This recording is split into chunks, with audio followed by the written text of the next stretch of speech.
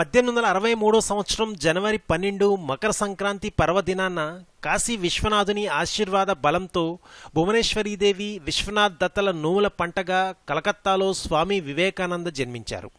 వివేకానందుని అసలు పేరు నరేంద్రనాథ్ దత్త. అతి చిన్న వయసులోనే ఆధ్యాత్మిక చింతన అధికంగా కలిగిన వివేకానందుని మనసులో దేవుడు ఉన్నాడా అనే ప్రశ్న నిరంతరం మెదులుతూ ఉండేది. దాని సమాధానానికై అనేక మంది మేధావులు తత్వవేత్తలను ప్రశ్నిస్తాడు. కానీ ఎవరూ అతనికి సంతృప్తికర సమాధానం ఇవ్వలేదు. ఒకానొక నాడు నరేంద్రుడు తన మిత్రుని ఇంట్లో రామకృష్ణ పరమహంసను కలుసుకుంటారు.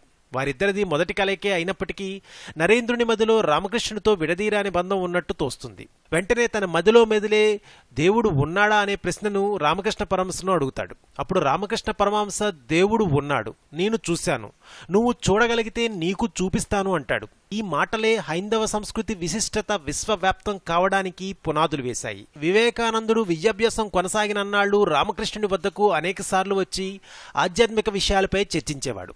తన విద్యాభ్యాసం పూర్తయిన తర్వాత నరేంద్రుడు వివేకానందునిగా పేరు మార్చుకుని రామకృష్ణ పరమహంస వద్ద శిష్యునిగా చేరతాడు. ఈ విధంగా తన చిన్ననాడే తన మనసులో మెదిలిన ఒక ప్రశ్న ద్వారా హైందవ సంస్కృతిపై ఆసక్తిని పెంచుకుంటాడు. రామకృష్ణ పరమహంసుల వారి దగ్గర శిష్యునిగా చేరి సన్యాసం తీసుకున్న తర్వాత నరేంద్రుడు వివేకానందునిగా మారి ప్రపంచానికి జ్ఞానం అనే వెలుగు ఇచ్చిన తొలి భారతీయ సన్యాసి అయినాడు. మరిన్ని వివేకానందుని జీవిత విశేషాల కోసం ప్లీజ్ సబ్స్క్రైబ్ టు రెక్ టీవీ మిస్టరీ.